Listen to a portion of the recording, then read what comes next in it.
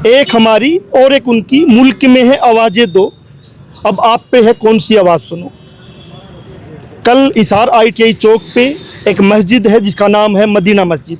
वहाँ पे कुछ लोग इकट्ठा होते हैं और धार्मिक नारे लगाते हैं और लगातार झूठे दावे करते हैं, क्योंकि उन दावों से पहले उस मस्जिद के अंदर जब कोई टाइल बदलने का काम, रिपेयरिंग का काम चल रहा था, काम रोकने की जब बात आई, पुलिस वहाँ गई तो जो मस्जिद पक्ष जो है वो मस्जिद पक्ष के लोग थाने में गए, अपने दस्तावेज जमा करवाए। फिर कोई दूसरा पक्ष भी गया होगा, लेकिन दूसरा पक्ष उससे आगे बढ़ के वहाँ नारे लगाने लग गया और नारे थे धार्मिक उन्माद पैदा करने के।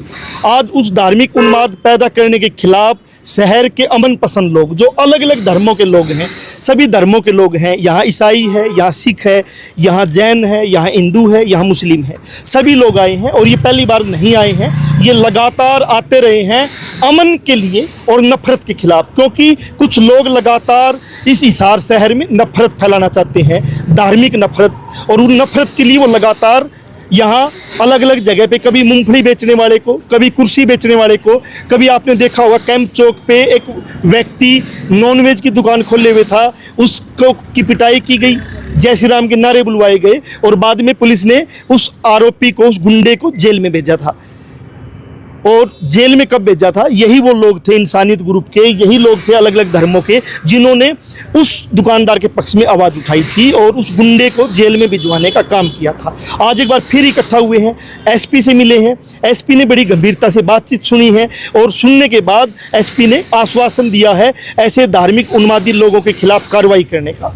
कल दोपहर लगभग 1 बजे के 4-5 आदमी आए जी, एक बाबा का रूम में था और उन्होंने आके नारे लगाए विश्व हिंदू परिषद का, अपने आप को निर्माण सेना का उसने बताया है कि मैं निर्माण सेना का अध्यक्ष हूँ हरियाणा का। और उसने ये कहा कि भाई ये मस्जिद अवैध है, ये श्री राम मंदिर की जगह है और धर्मशाला की जगह है, जबकि हमारे पास सारा रिकॉर्ड है, सारी चीज़ें हैं। हम कल थाने में भी दिखाए आए थे और आज भी दिखाने के लिए तैयार हैं। SP साहब को भी बताया है, हमारा जो बात है कल के बारे में बताया SP साहब ने कि ऐसे ऐसे 5-6 आदमी थे, उन्होंने नारे लगाए और ये दंगा फसाद शहर में फैलाना चाहते हैं, लेकिन हम इससे बचना चाहते हैं। यही हमारी आज SP साहब से दरखास्त थी और रिक्वेस्ट करके आए हैं कि आप पर्सनली तौर पर आके देखो, मस्जिदों का हालात देखो, मस्जिदें फूटी पड़ी हैं, रिपेयर करने के लिए हमें रिपेयर करने नहीं देते। असामाजिक लोग हैं वो पीछे पड़े हुए हैं, इनसे हमारा पीछा छुटाओ। SP साहब ने आश्वासन दिया है, सर्वजातीय समाज ये मिला है SP साहब से और सबके सामने SP साहब ने कहा है कि मैं आऊँ भीगा और ये जल्द ही इस पर कार्रवाई करूँगा। मतलब जिस तरीके से सभी समाजों के लोग आए हैं, सभी धर्मों के लोग आपके साथ आए, तो क्या आपका क्या मानना है? देखो, सबसे पहले तो जो भी जितने भी साथी आए हैं, हर धर्म से आए हैं, जो इंसानियत से ताल्लुक़ रखते हैं, जो अमन पसंद आदमी हैं, वो हर धर्म से सभी भाई हमारे साथ हर उस मामले में आते हैं। आज भी आए हैं और जो कल हमारे मस्जिद के सामने जो नारा लगाए थे, जो हमारे प्रधान जी ने बताया है, कुछ बेतु के जो है अल्फाज ज़बान से नहीं ले सकते, ऐसा अल्फाज भी बोले थे, गाली गलूच वगैरह नारे भी लगाए थे।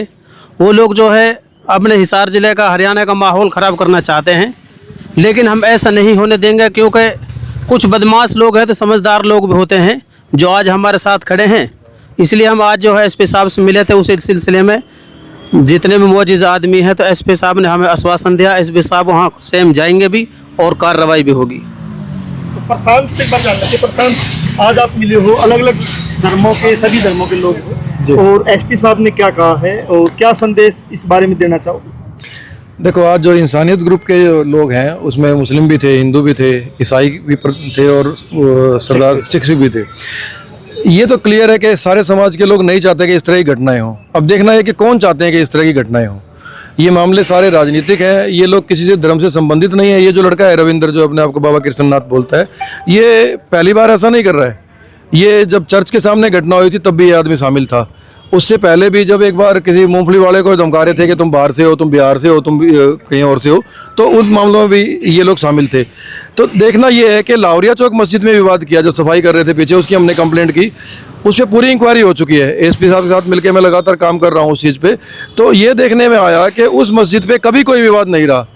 नंबर 2, यदि कोई विवाद रहा हो तो ये पार्टी नहीं है जो ये लोग बात कर रहे थे। अब बात ये है कि जो ये कह रहे हैं कि ये मस्जिद की जगह है, तो भैया ये मस्जिद की जगह है या ये मंदिर की जगह है, आप मंदिर बनाओगे, आप हो कौन, मालिक हो क्या आप इस चीज़ के?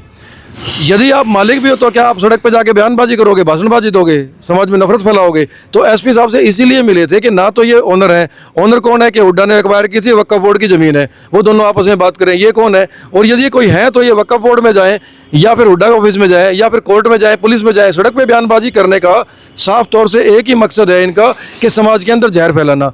और ये बेवकूफ़ लोग ये नहीं समझते हो कि जब जहर फैलता है तो इन्हीं के बच्चे मारे जाएंगे, ये कोई हमारे से अलग थोड़ी हैं, इसी समाज के लोग हैं, ये भी, इनके परिवार भी हिसार में रहते होंगे। तो इनको ये बात समझ नहीं आ रही है। पुलिस प्रशासन ने पूरा सहयोग करने की गारंटी दी है इस चीज़ में। उन्होंने कहा है कि मैं विजिट भी करूंगा यहाँ पे और इस मामले पे तुरंत एक्शन भी करूंगा। और जो हमने लाहौरिया चौक मस्जिद वाले मामले में कंप्लेंट की थी उस पर भी इंक्वायरी पूरी हो गई है, वक्फ बोर्ड की हो गई, उन सभी ने आके बयान भी दे दिया कि हम मामले में कुछ नहीं जानते हैं, हमारे पास कोई प्रूफ नहीं है। नगर निगम ने भी लिख के दे दिया है। तो अब जल्दी वहाँ भी निर्माण कार्य शुरू हो जाएगा।